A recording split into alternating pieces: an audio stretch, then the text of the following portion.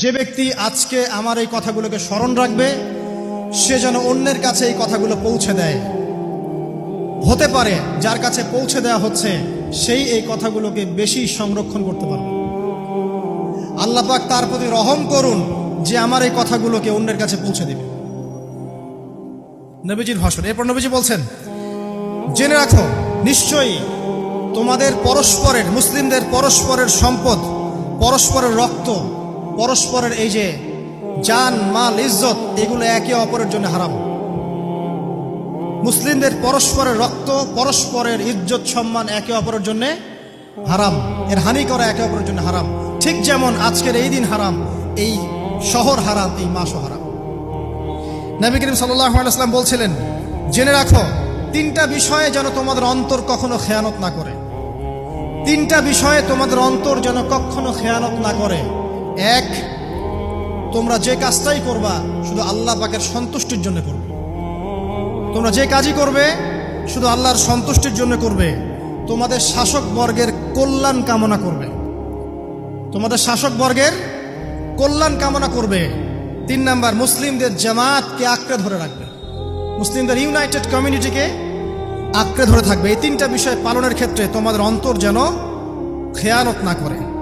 এদিন সূর্য ঢলে যাওয়ার পরে নবী সাল্লাল্লাহু আলাইহি ওয়াসাল্লাম আরো বললেন, শুনে রাখো হে মানব জাতি, এটা ভালো করে শোনেন, শুনে রাখো হে মানব জাতি, নিশ্চয়ই আমি মুহাম্মদ সাল্লাল্লাহু আলাইহি ওয়াসাল্লাম জাহেলি যুগের যত কুপ্রথা আছে সমস্ত কুপ্রথাকে আমার পায়ের তলে পিষ্ট করে গেলাম।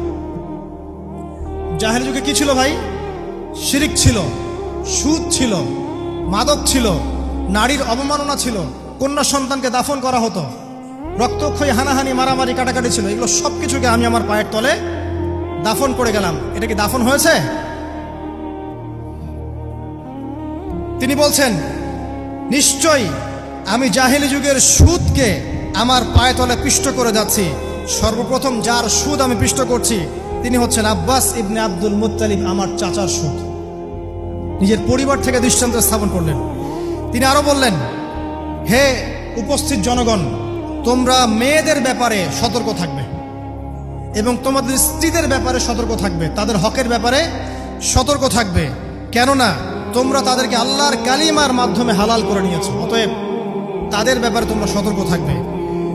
তোমাদের উপর তাদের হক হচ্ছে তোমরা যা খাবে, যা পরবে, তাদেরকেও তাই খাওয়াবে, তাই পরাবে।